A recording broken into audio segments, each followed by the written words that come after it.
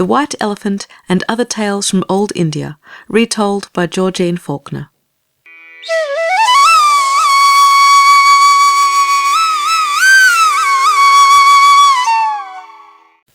Section 1. The White Elephant. Once upon a time there stood on the banks of a river near a large forest a village of woodcutters. These woodcutters would go in their boats to the forest, and there they would chop down trees. Then they would roll the logs down to the river, and the river would carry the logs to the village, where they were cut into boards and used by the carpenters in building houses and temples. One day, when the woodcutters were all busily at work chopping down trees, they heard a great bellowing. A huge elephant came limping along on 3 legs, and every little while he gave a great snort. One of the woodcutters went up to the elephant and examined his sore foot. "Come here and help me pull out this big splinter in the elephant's foot," he called to the other men. "No wonder the poor fellow is crying with pain." The woodcutters all helped. They pulled the splinter out of the elephant's foot, and they brought water from the river and washed the wound carefully.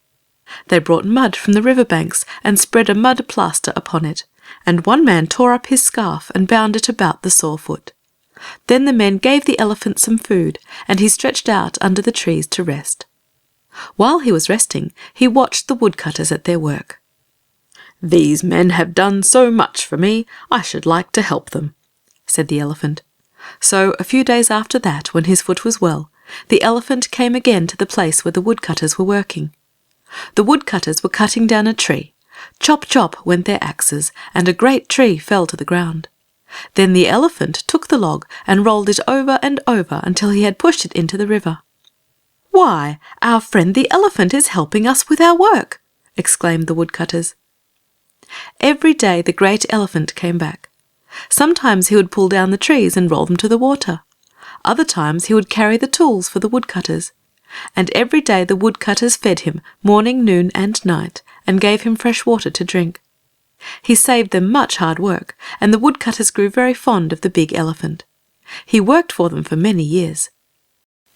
Now this elephant had a young baby elephant who was white all over, and he was very beautiful indeed. When the old elephant saw that his baby elephant was strong enough to work, he said to himself, "I must take my son to the woodcutters, for I am getting old, and I am no longer strong. He can learn to do my work and be of service to them." So the old elephant said to his son, "White Elephant, now that you have grown large and strong, I want you to help my friends the woodcutters. One day, many years ago, when I had a cruel splinter in my foot, they pulled it out for me and bound me up and gave me food. I have tried to repay their kindness by serving them each day, and each day they give me food and water and are most kind to me. They are my friends, and I wish now that you would be friendly with them also." So the old elephant took the white elephant to the woodcutters, and soon the white elephant learned to help them just as his father had done, and they fed him and treated him kindly. The white elephant became very friendly with the woodcutters, and every night when he had finished his work, he would go down on the banks of the river and take a bath and play in the water, and the children of the woodcutters played with him. Sometimes he would pick the children up in his long trunk and swing them back and forth. Sometimes he would pick them up and put them on his back and give them a fine ride, and sometimes he would lift them up into the branches of the tall trees. When it was very warm, he would wade out into the water and take a bath, and often he would take a deep drink of water and then let it out upon the children like a shower bath. The children loved to romp and play with the white elephant, and he loved to play with them. One day the Rajah of the country came down to the river, and when he saw the white elephant working for the woodcutters, he ordered his men to stop while he watched the elephant. Then the Rajah said, "I wish to own that elephant, for I want to ride upon him myself. He looks so very kind and gentle, and he is very beautiful." So the woodcutters had to sell their friend the white elephant to the Rajah. He paid them a very large price, and then the servants of the Rajah led the elephant away. But as he left the forest, he gave one last look at his playmates, the children, as though he was sorry to say goodbye to them. The Rajah was so very proud of his beautiful white elephant, he had made for him a robe of crimson velvet embroidered in gold. On his back, the white elephant carried a throne of gold covered by a gorgeous canopy of cloth of gold. When the Rajah rode out in great processions, he always went upon the back of the beautiful white elephant. All the days of his life, the Rajah cared for the white elephant, and always the white elephant served his master, the Rajah, gladly and proudly. The grain of corn. Once upon a time, a farmer's wife was cutting corn in a field when a crow came flying down, swooped off with a bit of the grain, and carried it up to a tree to eat it. The farmer's wife was very angry and scolded loudly, "You robber, you, to steal my corn!" Picking up a clod of earth, she threw it at the bird with such good aim that the crow fell to the ground, dropping the grain of corn, which rolled into a crack in the tree. The farmer's wife ran up to the crow and, seizing him by the tail, she cried, "You robber, you! Give me back my grain of corn, or I will kill you!" "Caw, caw, caw!" cried the crow. "If you will set me free, I promise to get it for you." But, lo and behold, when the crow came to search for the corn, it had rolled so far into the crack in the tree that he could not reach it with his beak nor with his claw. So the poor crow flew off through the forest until he met a woodman, and he said, "Caw, caw!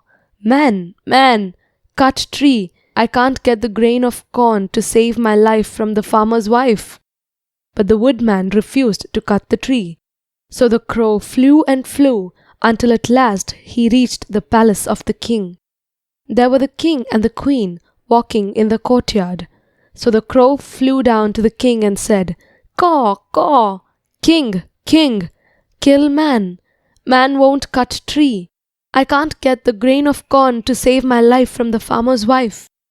But the king refused to kill the man. So the crow pulled at the royal robes of the queen and said, "Caw, caw! Queen, queen! Coax king! King won't kill man! Man won't cut tree! I can't get the grain of corn to save my life from the farmer's wife." "No, no," said the queen.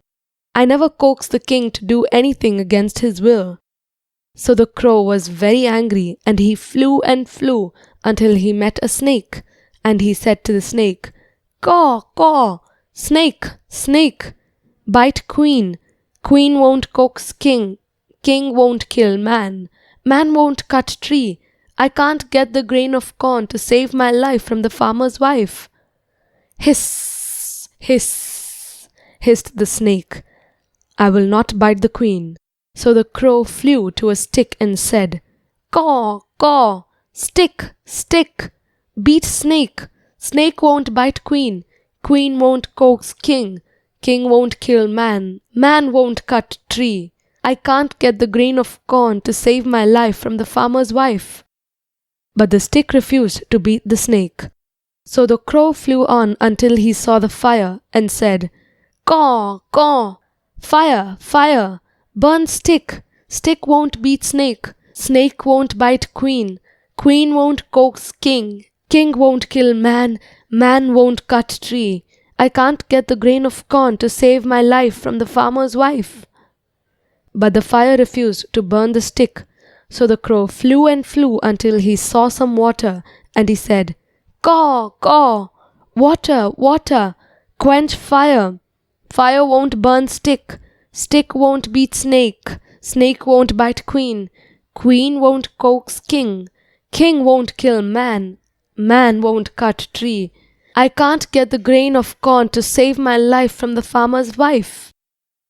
But the water ran along as fast as possible and refused to quench the fire. So the crow flew on until he met an ox and said, "Caw, caw! Ox, ox! Drink water! Water won't quench fire! Fire won't burn stick! Stick won't beat snake! Snake won't bite queen! Queen won't coax king! King won't kill man! Man won't cut tree! I can't get the grain of corn to save my life from the farmer's wife." But the ox refused to drink the water. So the crow flew and flew until he met a rope and said, "Caw, caw! Rope, rope! Bind ox! Ox won't drink water! Water won't quench fire! Fire won't burn stick! Stick won't beat snake! Snake won't bite queen. Queen won't coax king. King won't kill man. Man won't cut tree. I can't get the grain of corn to save my life from the farmer's wife. But the rope wouldn't bind the ox. So the crow flew on until he met a mouse and said, Caw, caw, mouse, mouse, gnaw rope. Rope won't bind ox. Ox won't drink water. Water won't quench fire. Fire won't burn stick. Stick won't beat snake. Snake won't bite queen. Queen won't coax king. King won't kill man. Man won't cut tree. I can't get the grain of corn to save my life from the farmer's wife. E, squeaked the mouse. I won't help you. So the crow flew and flew until he met a cat, and he said, Caw, caw, cat, cat, catch mouse. Mouse won't gnaw rope. Rope won't bind ox. Ox won't drink water. Water won't quench fire. Fire won't burn stick. Stick won't beat snake. Snake won't bite queen. Queen won't coax king. King won't kill man. Man won't cut tree. I can't get the grain of corn to save my life from the farmer's wife. Said the cat, I will. And the moment she heard the word mouse, she was after it in a rush. So the cat began to catch the mouse began to gnaw the rope began to bind the ox began to drink the water began to quench the fire began to burn the stick began to beat the snake began to bite the queen began to coax the king began to kill the man began to cut the tree. So the crow got the grain of corn and saved his life from the farmer's wife. The Timid Little Rabbit. Once upon a time, there lived a very timid little rabbit who was always trembling for fear that something terrible was going to happen to him. One day he went to sleep under a big palm tree, and when he awoke, he shivered and shook with fright and said, What if the earth should fall in? What would become of me then? Just at that very moment, some monkeys up in the tree dropped a big coconut. It fell down with a bang upon the ground. Oh dear me, what a terrible noise, gasped the little rabbit. Oh dear me, the earth is falling in. Where shall I run and hide? And the little rabbit ran bouncing away through the jungle. He never looked behind him to see what had made the noise. He just ran on and on in a panic of fear. Another little rabbit saw him running and called out, Why do you run so fast? And where are you running? Oh, don't ask me, for I cannot stop to tell you, he shrieked as he galloped along. The second little rabbit ran by his side, saying, Tell me, what is the matter? Run, gasped the first little rabbit. The earth is falling in, and I am running away. So the second rabbit ran as fast as he could go. And soon they met another frightened rabbit, and then they were joined by another and another, until there were hundreds of them, running as fast as they could go, and all shrieking out, Run, the earth is falling in, the earth is falling in. They passed a deer, and the deer called out, Where are you all running, and what is the matter? Run, they cried in terror, the earth is falling in, the earth is falling in. Oh, where shall we run? Cried the deer, wildly, for deer are always very timid creatures, and the deer bounced away after the rabbits. Next they met a fox, and when he barked out, What is the matter? Where are you running? They called to him, Run, brother fox, the earth is falling in, the earth is falling in. So the fox ran with them. On and on they ran, faster and faster, until they met a camel, and the fox called out, Run, brother camel, the earth is falling in, the earth is falling in. So the camel ran with them. On and on they ran, faster and faster, until presently they met a big elephant. He snorted at them through his long trumpet. Why do you all run so fast, and where are you going? Run, brother elephant, the earth is falling in, the earth is falling in, called the camel. So the elephant joined them, and went madly rushing along through the jungle, blowing a blast through his trumpet and shouting, Run, the earth is falling in, the earth is falling in. Presently they met a big lion, and when he saw them all running in a wild panic, he roared in a loud voice 3 times, Grrr, grrr, Grrr! Stop at once, I command you, and tell me the meaning of this." Now this big lion was the Rajah lion, and he ruled over all the animals in the jungle, so that when he ordered them to stop, they all stopped at once and stood still, quivering with fright. "What is this that you are crying out? And why were you all running in such a panic?" roared the lion. "Oh, great and mighty Rajah," they answered, "the earth is falling in, and we are running away to save our lives." "But if the earth is falling in, how then can you run from it?" asked the Rajah lion. "I see no signs to show that the earth is falling in. How do you know this, Brother Elephant?" "Why, I did not know it myself, but Brother Camel told me," answered the elephant. "Brother Camel, how did you hear that the earth was falling in?" asked the lion. "Why, I did not hear it myself, but Brother Fox told me," answered the camel. "How do you know this, Brother Fox?" asked the lion. "Why, I did not hear it myself, but the deer told me," answered the fox. "How do you know this, Brother Deer?" "Why, I did not hear it myself, but the rabbits told me," answered the deer. Little rabbits," said the Rajah lion, "how do you know that the earth is falling in? Who told you this?" Then each rabbit pointed his paw at another rabbit and said, "That rabbit told me." Finally the lion asked the little rabbit who had first told the tale, "Is it true that you are the one who first cried out that the earth is falling in?" "Yes, mighty Rajah," answered the little rabbit, trembling with fear. "Why, Brother Rabbit, what made you say that the earth is falling in? Is that the truth?" roared the lion. "Oh, yes, mighty Rajah," answered the little rabbit. "I was asleep under a palm tree, and I awoke in fright and thought, what would become of me if the earth should fall in? Then right behind me I heard a terrible bang. I was afraid to look around, for I knew that the earth was falling in, and so I ran away as fast as I could." "Well, little rabbit," said the Rajah lion, "since you started all this running, you must come back with me to the place where you heard the sound, and we will see if the earth is falling in. All you other animals, wait here until we come back."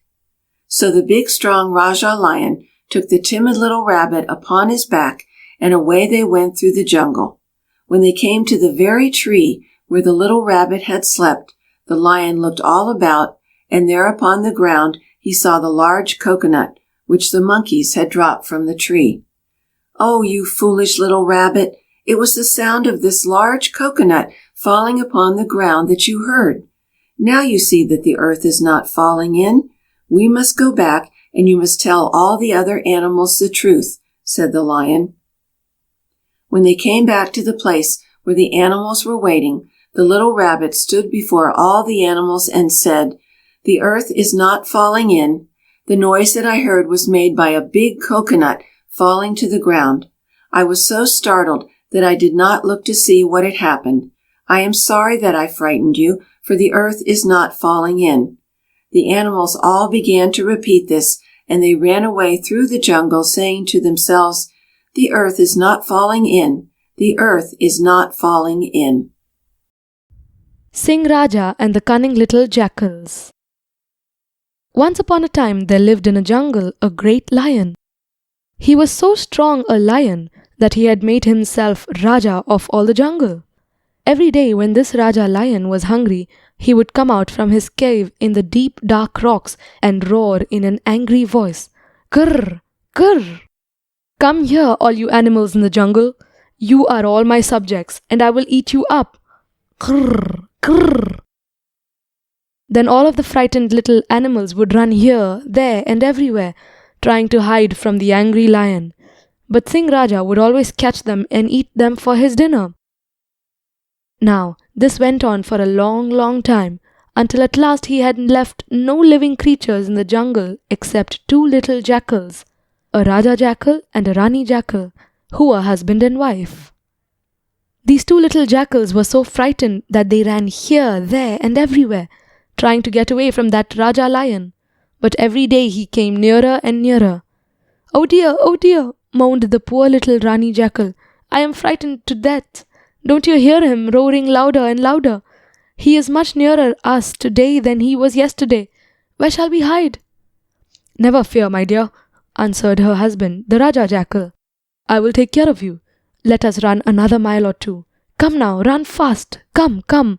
And they would run on and on through the jungle as fast as they could. They grew more tired and weary every day, and at last the little Rani Jackal said, oh dear, I must stop. I really cannot run another step. I am just worn out. Never fear, my dear, answered her husband bravely. I will take care of you. Never fear. Oh dear, gasped she. I hear him coming nearer and nearer. How loud his roaring sounds. He is in a terrible temper, and he will surely catch us and eat us today. Oh dear, oh dear. Never fear, my dear, said the brave little Raja Jackal. Come with me and do just what I tell you, and we can save ourselves. Do not look so frightened. Cheer up. Now come with me, and we will go right up to that lion. And what did those cunning little jackals do but take hold of paws and go prancing boldly right up to the lion? When he saw them, he began to shake his mane about, and his eyes glowed with anger as he roared out, Grrr, grrr, you miserable little wretches, come here and be eaten at once. I have had no dinner for 3 whole days, and I am very hungry. I am the Raja of this jungle, and I have called and called you, but you did not come. And I have run and run to catch you while you have always run away, you miserable little jackals, leading me on and on over hill and dale. Come here and be eaten at once. Grrr! Come here! And the Raja lion gnashed his teeth and looked very terrible indeed. Grrr! Why didn't you come before? O great Singh Raja, answered the brave little jackal, we do know that you are our master, and we would have obeyed your voice and come at your call long ago. But indeed, sire, there is a much bigger Raja than you in this jungle. For many days he has tried to catch us and eat us, and we are so afraid of him that we have run and run, trying to find a place to hide. What do you mean? Growled the great Singh Raja. I am the king of this jungle. There is no king here but me. Ah, sire, answered the jackal, in truth, one would think that you were the king, for you are most terrible. Your very voice is death. But indeed, there lives a horrible lion in this jungle. His eyes glow like fire, his step is as thunder, and his power is supreme. We have seen him with our own eyes, and he is as much larger than you as you are larger than we are. Oh, indeed he is most terrible. When he roars, his voice is so loud that the leaves tremble upon the trees. He is far more fearful than you. That is impossible, roared the lion. But show me this Raja who has so terrified you, and I will destroy him at once. I will show you how quickly I can overpower him, and after I have eaten him, I will eat you. Then the little jackals ran on and on through the jungle, with the great lion following them until they reached a very deep well of water. They cowered down beside the well, looking very frightened, while the Raja Jackal pointed down into the water with his paw and whispered in an excited little voice, See, sire, look down there. The great Singh Raja came close to the well and, peering down into the water, he saw a great lion's face peering up at him. He was very angry. He shook his great mane, and his eyes glowed like flaming fire as he roared and roared. Then the shadow lion shook his mane. His eyes were glowing, and he opened his mouth to roar. Krrr! Roared the Raja lion. Krrr! Answered the echo of his voice from the well. Come out of your den, and I will show you who is ruler here, roared the lion, gnashing his teeth in rage. But the echo mocked him, and the lion in the well gnashed his teeth. Now, Singh Raja was so angry that he could not wait to fight that other lion. So with a terrific roar, he jumped into the well to kill him. The well was so deep and the sides were so steep that the great Singh Raja could not climb out to punish the 2 little jackals, who peeped down at him from the top of the well. Now, when the little jackals knew that he was drowned, they danced round and round the well, singing, Ow! Ow! Ow! The king of the jungle is dead. We have killed the great lion who would have killed us. Ow! Ow! Ow!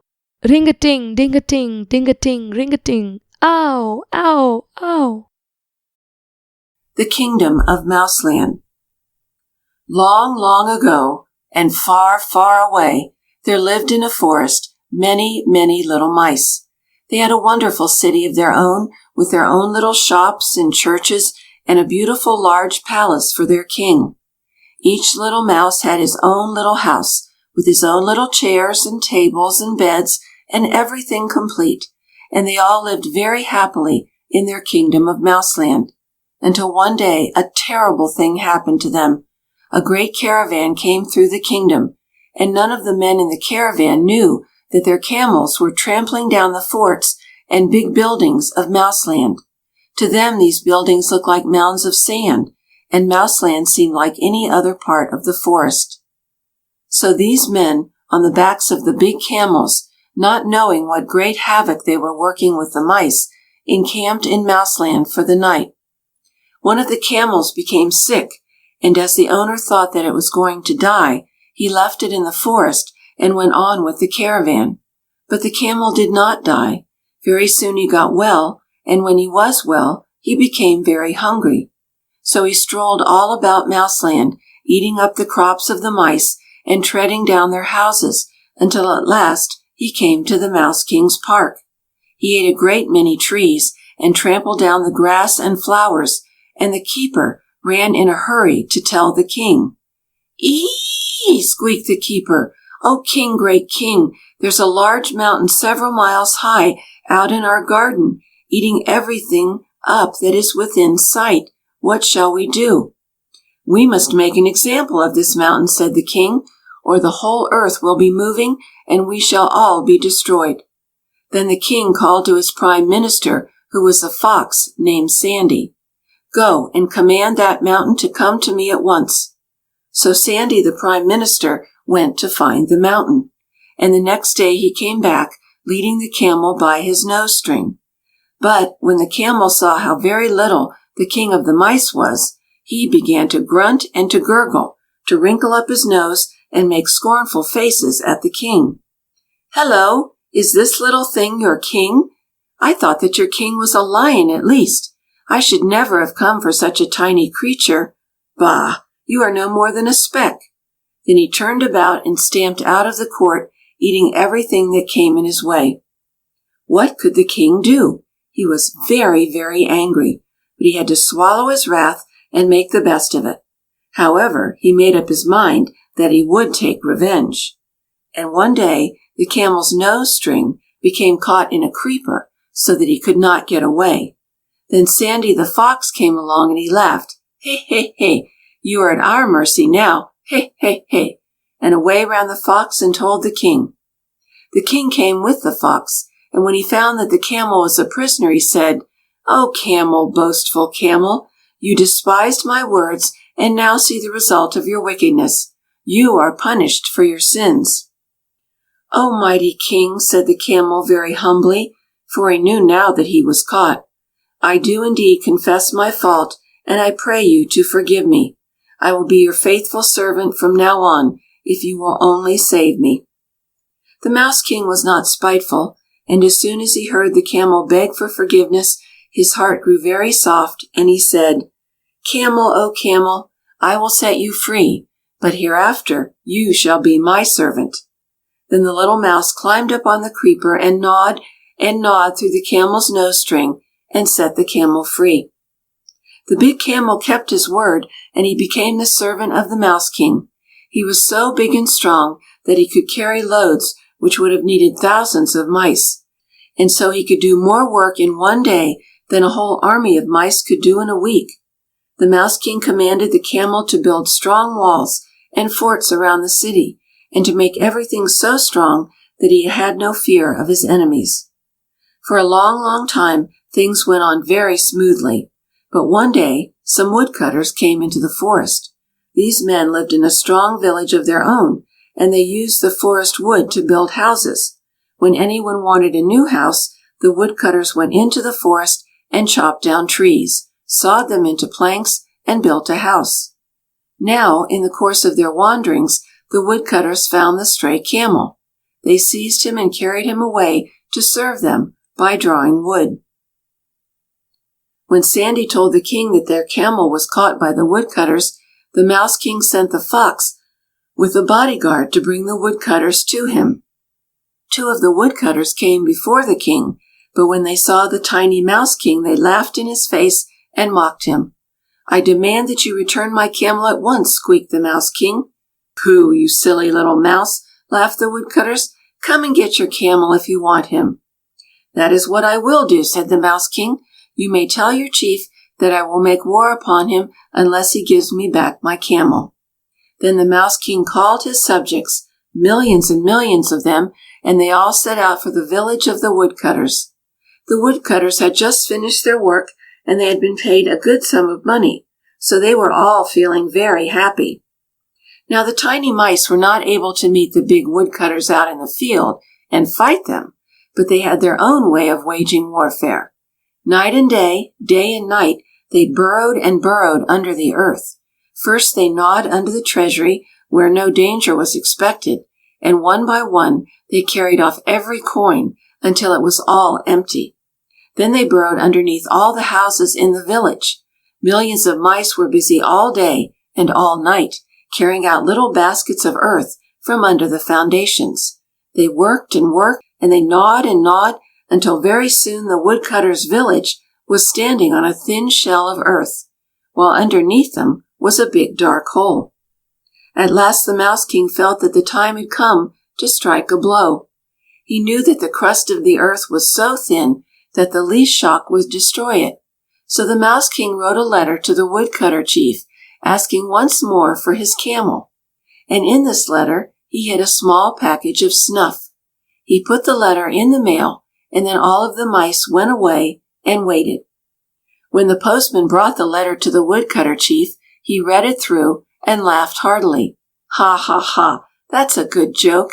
His Majesty the Mouse King demands that I send back the camel, or he will wage war against us. Well, let him come on. We will soon wipe the mice from the face of the earth.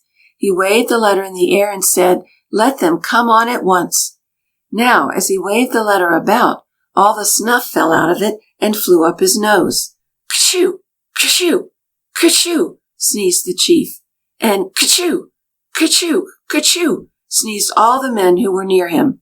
They sneezed so loud and so long that the house shook. The thin crust of earth under them trembled and gave way, and all the woodcutters fell in, and all the houses in the village tumbled and sank down into the deep dark hole. After this victory, the Mouse King led his camel and his army back to Mouseland, where they lived in peace the rest of their lives. The Alligator and the Jackal. Once upon a time, a hungry little jackal went down to the riverside to catch crabs for his dinner. Now, it chanced that in this river there lived an ugly old alligator, who, being very hungry himself, would have been glad to catch and eat the jackal.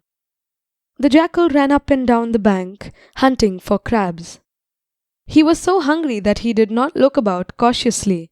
Had he done so, he might have seen that ugly old alligator lying half hidden under some tall bulrushes. So, when the hungry jackal saw a crab sidling along, he poked his paw down into the water. Snap! The old alligator caught the paw of the jackal. Oh dear, cried the little jackal to himself. What shall I do now?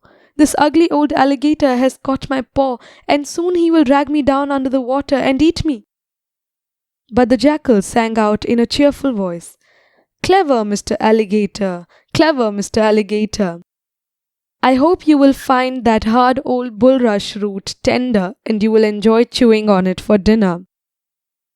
The alligator was so buried in the mud under the bulrushes that he could hardly see. He thought that he had made a mistake, and he said to himself, Dear me, how very tiresome! I thought I had caught the jackal's paw when I had only seized a bulrush root. And there is that saucy little jackal up on the bank mocking me. So the alligator opened his jaws and let the jackal go. Oh, wise Mr. Alligator, wise Mr. Alligator, thank you for letting me go, laughed the jackal. So you really believed my paw was a root? Thank you, Mr. Alligator. Now, when the alligator found that he was tricked in this way, he was very angry, and he went swimming away, lashing the water to a foam with his tail, while the jackal hurried up the bank. The next day, the jackal returned to the river to catch crabs for his dinner. But this time he was very cautious. So he called out, "Whenever I go fishing for my dinner, I see the nice little crabs crawling up through the mud. Then I reach down and catch them and eat them. Oh, how I wish that I could see a nice little crab." The old alligator was buried in the mud at the bottom of the river, and he heard every word. So he popped out the point of his snot, saying to himself, "That jackal will take the tip of my nose for a crab, and when he puts his paw down to catch me, I will gobble him up." But of course, when the jackal saw the tip of the alligator's nose, he called out in a saucy voice, "Ha ha, my friend, so that is where you are hidden. I am glad to know where you are. Thank you, Mr. Wise Alligator. I will not take my dinner with you today." And the little jackal ran barking up the bank as fast as he could, while the old alligator lashed the water to a foam with his tail. On the following day, the old alligator hid himself in the bulrushes close to the bank of the river. He was determined to catch that saucy jackal. When the jackal was hungry for his dinner, he went again to the river to catch crabs. This time, he was very cautious. He went peering all around. He was really much afraid of that old alligator. However, he called out in a loud and cheerful voice, "Where have all the nice little crabs gone today? I do not see one, and I am so hungry. Even when they are down under the water, I can see them blow bubbles. All the little bubbles go pop, pop, pop." When the alligator heard this, he laughed to himself. "I will pretend to be a little crab and blow bubbles, but when that jackal puts in his paws, I will catch him and gobble him up." So the alligator began to blow bubbles. Puff, puff, puff, bubble, bubble. But of course the bubbles he blew were very large bubbles. They rushed to the top of the water and burst there. Pop, pop, pop. As soon as the jackal saw those big bubbles, he ran away as fast as he could go, calling out, "Thank you kindly, Mr. Alligator, thank you. I am glad to see by the bubbles just where you are hidden in the mud. I would not have come here had I known that you were still around." The alligator was so angry that he lashed the water to a foam with his tail. "I will not be tricked again by that saucy jackal," he said. "Next time I will be as cunning as he is and catch him at his own game." The alligator waited for the jackal many, many days, but the jackal did not return to the river. "Who knows," said the jackal to himself, "but another time that greedy old alligator will gobble me up. I will not go fishing for crabs anymore. I will eat wild figs after this." So the jackal stayed in the jungle and ate wild ripe figs for his dinner. When the alligator found out that the jackal did not come down to the river for crabs, he was very angry. "I will follow that rascal up on the land and catch him next time," he said. And the alligator crawled and crawled up on the land, dragging his long body through the jungle until he came to the largest fig tree. Here he collected a pile of wild figs and buried himself under them to wait for the jackal. After a while, the jackal came scampering into the jungle. But when the little rascal saw the huge pile of wild figs on the ground, he said, "Aha, that looks as though someone was buried under it. Maybe my friend the alligator is under those figs." And so the jackal called out cheerfully, "The nice juicy wild figs I like to eat tumble about on the ground as the wind blows them. This great pile of figs is so still, I am sure they are not good to eat. No, I will not eat those figs." "How suspicious the jackal is, to be sure," said the alligator to himself. "But if he wants to see figs tumble about, I can make them. And when he comes to eat them, I will catch him and gobble him up." So the great beast shook himself, and all the figs went, rolling right off his back, farther than any blustering wind could have blown them. And the jackal could see the leathery back of the alligator. So he scampered away, calling out mockingly, "So kind of you, Mr. Alligator, to let me know just where you are, buried under that great heap of figs. No, I don't believe that I want to eat any figs today." The alligator was so angry that he snapped his jaws and gnashed his teeth with rage. He ran after the jackal as fast as he could go, but of course, a big alligator cannot crawl very fast on his short legs, and the jackal ran so much faster that the alligator had to give up the chase. But he said to himself, "I will not allow that tricky little wretch to mock me and run out of my reach in this way. I will show him that I can be just as cunning as he is." So, early the next day, the old alligator crawled as fast as he could to the jackal's den and crept into it and hid himself to wait for the little jackal to come home. When the jackal came near to his den, he thought, dear me, the ground is all torn up about here as though some great heavy creature had been crawling over it, and the earth is knocked down at the side of my door as though some big animal had been pushing through it. I certainly will not go into my den until I am sure that everything is safe there." Then the little jackal began to call out in a sweet voice, "Little house, my pretty little house, why do you not answer me when I call? When all is safe and right, you always call out to me and welcome me back home. Is anything wrong today, little house, that you will not speak to me?" When the alligator heard this, he said, "If that is true, I'd better call out, so he will know that all is right in his house." And in a very gentle voice, the alligator murmured, "Welcome home, sweet little jackal, welcome home." Upon hearing this, the frightened jackal thought, Oh, that dreadful old alligator is in my house. Well, I will surely kill him this time, or he will catch and kill me." Then the jackal answered very sweetly, "Thank you, my dear little house. I like to hear your sweet voice.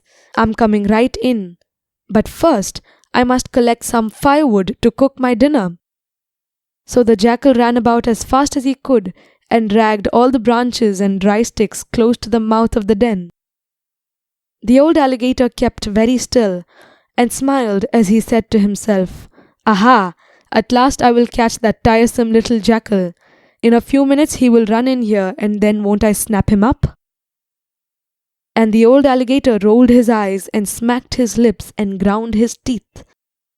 Now when the jackal had piled up all the sticks that he could find, he pushed them close up to the den and set them on fire. And the smoke and flames filled the den and smothered the wicked old alligator and burned him to a cinder. The little jackal danced about the den singing, "Ring-a-ting-a-ting! How do you like my house, friend alligator? Is it nice and warm in my house, friend alligator?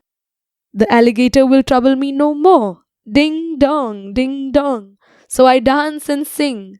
Sing song, my enemy is gone. Ring-a-ting, ting-a-ting, ding ding dong." The Bold Blackbird. Once upon a time, a blackbird and his mate lived happily in a tall tree. The blackbird kept singing sweetly to his mate, pouring out his heart as they built their nest together. And when the nest was finished, and they settled in it, he sang more sweetly than ever. Now the king was riding that way, and, when he heard this song of joy, he said to the fowler, "Catch that blackbird, so that I may hear his happy song every day."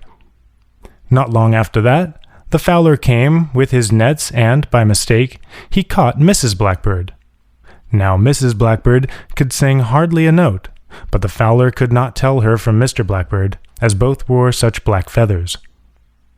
The king was delighted to get the bird, and he put her into a cage. But Mrs. Blackbird was so unhappy without her husband that she began to mourn and droop, and gave unhappy little chirps. The king could not understand why he never heard the glad song of the forest, but he kept her prisoner, hoping that some day she might sing. Now when Mr. Blackbird heard that his dear little wife had been stolen by the king, he was very angry indeed. He made up his mind that he would go to the palace and make war upon the king, demanding that his wife be set free. So he got a long, sharp thorn and tied it at his waist for a sword. On his head he put half a walnut shell for a helmet. He took the skin of a dead frog and put it on for armor, and the other half of the walnut shell he used for a drum. And so he marched away, beating upon his drum, to make war upon the king. As he walked along the road, beating upon his drum, he met a cat. "Meow, meow," said the cat. "Where are you going, Mr. Blackbird?" "I'm going to fight against the king," answered the bold blackbird. "I will go with you and help you," said the cat, "for the king drowned my kittens. I should like to help punish him." "Jump into my ear, then," said the bold blackbird. "I will take you with me." So the cat climbed into the blackbird's ear, curled up, and went to sleep. The blackbird marched on, beating upon his drum. Further down the road he met some ants. "Where are you going, Mr. Blackbird?" asked the ants. "I am going to fight against the king," answered the bold blackbird, "for he has stolen my wife and shut her up in a cage." "We will join you," said the ants, "for the king poured hot water down our hole." "Jump into my ear," said the blackbird. So they jumped in, and away went the blackbird beating upon his drum.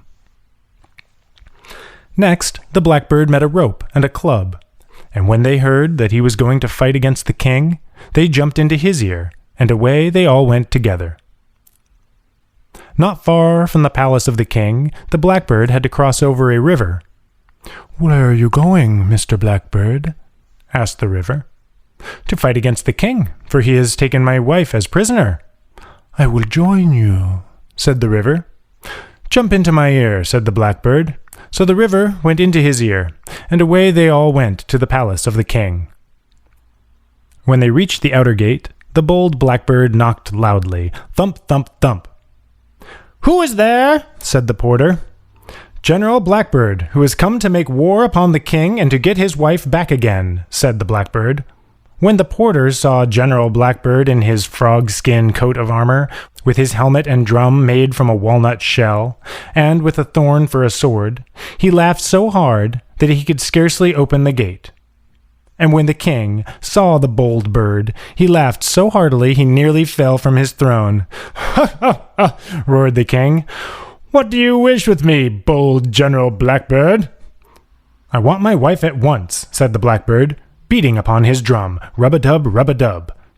"You shall not have her. I have shut her up in a cage, and I am waiting for her to sing to me," said the king. "Very well, then," answered the blackbird.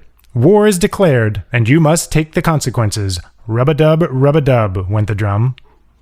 "Seize that insolent bird," said the king. "Shut him up in the henhouse. There will be nothing left of him in the morning." So the servants took the blackbird and threw him out into the henhouse. When all the world was sound asleep, the blackbird said, "Come out, pussy, from my ear. There are many fowls for you here. Scratch them, make their feathers fly, wring their necks until they die." "Meow, meow," said the big pussy cat, and in an instant all was wild confusion in the henhouse. "Cluck, cluck, cluck," said the hens as they went scurrying all over the place. "Bad luck, cluck, cluck." "Cock-a-doodle-doo, get out of here, oh do," shrieked the rooster. "Quack, quack," said the ducks. "Alack, alack." "Hiss, hiss, what's amiss?" hissed the geese. But the big pussy cat caught them all, scratched out their feathers, and soon made an end of them. Then she climbed back into the blackbird's ear, and they all went to sleep. The next morning, the king said to his servants, "Go and find the body of that insolent bird, and give all of my poultry an extra measure of corn." But when they entered the chicken yard, there was General Blackbird strutting among all the dead fowls. The king was very angry when he heard about this, and he said, "Tonight you must shut that insolent bird in the stable among my prancing steeds. They will soon kick the life out of him." So General Blackbird was shut in the stable. At midnight, when all the world was asleep, Blackbird said, "Come out, rope, and come out, stick. Tie the horses, lest they kick. Beat the horses on the head. Beat them till they fall down dead." Out came the rope and the club, and the rope bound all the horses until they could not move, and the club beat them until they all fell down dead. Then the rope and the club climbed back into the blackbird's ear, and they all went to sleep again. The next morning the king said, "I am sure my wild horses have settled that blackbird. Go out and bring in his corpse." The servants went out to the stable, and there was the blackbird sitting on a stall, drumming away on his walnut shell, while all around him were the dead bodies of the horses. Now these horses had cost the king a great deal of money, and to have killed them in this way was more than he could stand. "That blackbird shall not trick me again," scolded the king. "I will kill him tonight, put him in with my elephants, and they will crush the life out of him." So that night the servants shut the blackbird up in the shed with all of the big elephants. At midnight, when all the world was sound asleep, the blackbird began to sing. "Come out from my ear, you ants, come and sting the elephants. Sting each trunk and sting each head, sting them till they fall down dead." Then out came the swarm of ants from the blackbird's ear. They crawled inside the elephants' trunks. They burrowed into the elephants' brains. They bit them and stung them so sharply that the elephants all went mad and trumpeted wildly as they pushed each other about, tramping upon each other until they all fell down dead. The next morning the king said to his servants, "Go and bring me the proof that that insolent bird is dead." But when the servants went out, there they found the blackbird playing upon his drum, while all about him all the dead elephants were piled upon the ground. When the king heard this, he was furious, and he said, "I cannot imagine how he does this, but tonight you must tie him to my bed. I will watch to see what happens." So that night General Blackbird was escorted to the king's bedroom, where he was tied fast to the king's bed. The king would not go to sleep, but kept awake, listening to find out what the blackbird was doing. At midnight, the blackbird began to sing. "Come out, river, from my ear, flow about the king's room here. Pour yourself upon his bed, drown the king until he's dead."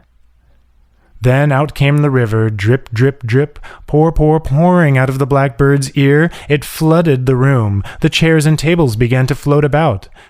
Then the king's bed began to float, and the king himself was wet. At last the king cried out, "Oh, good General Blackbird, stop the river! I will give you back your wife, if only you will be gone and leave me in peace." So the blackbird stopped the river, took his wife, and they went back to their home. On the way, the blackbird took all of his helpers out of his ear and put each one back where he lived. Taking off his helmet, he said with a low bow, "My friends, my wife and I appreciate and thank you for your timely assistance. Without your aid, I should never have been able to overcome the enemy." Then the blackbird threw off his frog-skin coat of armor, put aside his thorn sword, his walnut helmet, and his drum, and he and his wife flew back to their home in the tall tree. He sang her a sweet song, and they all lived happily ever after. The Kid and the Tiger. Once upon a time there lived in a forest a mother goat who had 4 fat little kids named Roly Poly, Skipster, and Jumpster. Not far away from the home of the goats lived a mother tiger with her 2 little cubs. Now the mother tiger always pretended to be dear friend of the nanny goat, but she really was jealous because Nanny had 4 little ones, while she herself had only 2. One day the old tiger growled to herself, "If only I could find some way to eat up 2 of Nanny's kids, then all things would be equal. But I must never let Nanny suspect me." So the tricky tiger licked her striped coat until it fairly shone, and she went to call on the nanny goat. "Dear friend Nanny," she said with a sweet smile, "my little ones have gone out, and I am very lonely at home. Do please let one of your dear little kids sleep with me." "Why, I shall be very glad to have one of them go," answered the stupid goat, for she felt flattered that one of her children should be invited to visit the great tiger. So Mother Goat went out to find her children. They were all having a frolic together. Roly and Poly were rolling over and over upon the ground, and Jumpster was jumping over Skipster. Come, children, called their mother. "A good kind friend has invited one of you to come and spend the night at her house." "Ma, ma, ma, ma," bleated all the kids as they came running up. And 3 of the little kids shouted, "Let me go! Let me go! Oh, let me!" But Roly, who was a wise little kid, said very quietly, "Who is the friend, Mammy?" "Why, it is your dear Aunt Yellowstripe," answered the mother goat. Then all of the little kids looked very sad, for they were afraid of the tiger. Although the mother tiger always smiled upon them, they could see her glistening teeth. And when she tried to shake paws with them, they were afraid of her cruel claws. Sometimes, when she rolled her eyes and looked at them, they felt that there was a gleam in her eyes which was not for their good. "No, thank you, Mammy. I would rather stay home with you," said Skipster. "No, no, thank you, Mammy," said Jumpster. "No, no, thank you, Mammy," said Polly. They looked about at Rolly to join in their frolic, but, to their great surprise, Rolly said, "Yes, Mammy, I will go gladly." "Ba, ba, bad, too ba, ba, bad," bleated the other three kids. "Oh, don't go, poor Rolly. We do not trust that terrible tiger." But Rolly would not heed their warning. He knew what he was about, and he made up his mind that he would not let that terrible tiger trick him. So Rolly went home with the tiger, and although she purred over him and made a great fuss over him, he watched her very sharply. When it was time to go to bed, Rolly pretended to go to sleep, but he was watching all the time. At last he heard the old tiger snoring. He got up as softly as he could and went to the back of the den and found one of the baby tigers. They had not gone out, as their mother had said, but were sleeping in a dark corner. Rolly took the little tiger cub and put it down by the mother tiger. Then he went and hid by the other little tiger. About midnight, the old mother tiger awoke and felt the little warm thing curled up by her side. She then brought down her powerful paw with such force that she killed the little one at once and gobbled him up. It was so pitchy black that she did not know until morning that she had eaten one of her own babies by mistake, for there was little Rolly on the floor, playing with her other little one. When she realized what had happened, she was wild with rage. Her eyes gleamed with a cruel light, but she managed to purr out sweetly, "Did you sleep well last night, Rolly dear?" "Yes, Auntie," said Rolly. "Only a gnat stung me." "Well, never mind," she murmured. "Just come again tonight, and we shall see what we shall see." That night, everything happened just as before, only Rolly put a huge stone in his place, and then he ran for home as fast as he could go. At midnight, when the tiger awoke, she brought down her paw upon the stone. "My gracious," she said, "but that is a strong kid. I must kill him now, or he will kill me when he grows up." So she bit at the stone with all her might and broke all of her front teeth. Howling with rage and pain, she looked all about her den, but Rolly was not to be found. Mother Tiger lay awake all night with pain in her teeth. She thought and thought, but she could not plan her revenge upon Rolly. So, in the morning, she went to a wise old one-eyed tiger, her friend and counselor, and asked him how she could punish Rolly. They talked and they walked and they walked and they talked, and when they came back to the den, there was the reckless Rolly rolling about with the little tiger cub. Laughed the dear old tiger. "So, here you are, you little rascal. Just sit down, and I will tell you a nice story." "Oh, do, dear Uncle One-Eye," cried Rolly. So One-Eye began. "When I eat my dinner, I like to eat kids. 4 little kids are just one mouthful for me, and today I'm very hungry. So I am coming to your house, and I shall make 1 mouthful of you and your brothers and sisters." "Good, good," cried Rolly, clapping his paws. "What good stories you do tell. Now listen, and I will tell you a story. When you come to eat us up, Skipster will hold you by your forelegs, and Jumpster will hold you by the hind legs, and Polly will hold your head, and Rolly will chop it off. And our mother will have a big fire ready, and we will cook you. But I think first we will skin off your coat, for it will make such a nice striped rug for our floor. This story terrified the old tiger, and he took to his heels and ran for home as fast as he could go.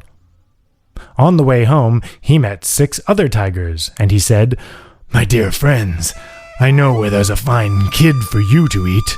I do not care for him myself, but I will help you catch him, and I will watch you eat him." The 6 tigers were all so hungry that each one would have liked to have eaten the whole kid. As they followed One Eye, each tiger was plotting how to make the others do the work so that he could get the kid. They started toward the goat's home, and, sure enough, there was Rolly, rolling along towards home. But the minute he saw the tigers, he crawled up into a tree that grew near his house. The first tiger gave a spring in the air but could not reach the branches where Rolly was sitting. Then the second tiger tried, and one after another each tiger jumped but missed Rolly. So he sat there on his perch, mocking them. "Bab, too bad, too bad." At last the tigers had to give up, and they all sat in a ring and took counsel together. Then One Eye said, "I know how we can reach him. I will stand here against the tree trunk, and the rest of you can climb on my back, one on top of the other. Then we can catch the rascal very easily." They all agreed that this was an excellent plan. So One Eye propped himself against the tree, and the other tigers climbed one on top of the other until the top tiger reached out his paw and almost touched Rolly. As he did so, One Eye cocked up his eye to see how they were getting along. Rolly called out, "Mother! Oh, Mother! Give me a lump of mud! I will hit the old brute in his one eye, and that will finish him!" When One Eye heard this, he was so frightened that he gave a great jump, and down tumbled the whole 7 tigers in a heap, and all fighting and biting and scratching and spitting at each other. For they imagined other beasts were fighting them, and so they fought with one another until they were quite worn out. As soon as each of the 7 tigers got his 4 legs to himself, off he went to his home. Then Rolly climbed down from the tree, and all those joyous kids kicked up their heels and rejoiced together. Although they never had a tiger skin rug for their floor, they were just as happy, for they did not care to be reminded of their tricky friend Yellowstripe. And the terrible tigers were so frightened that they never again troubled Nanny Goat and her 4 frolicsome kids.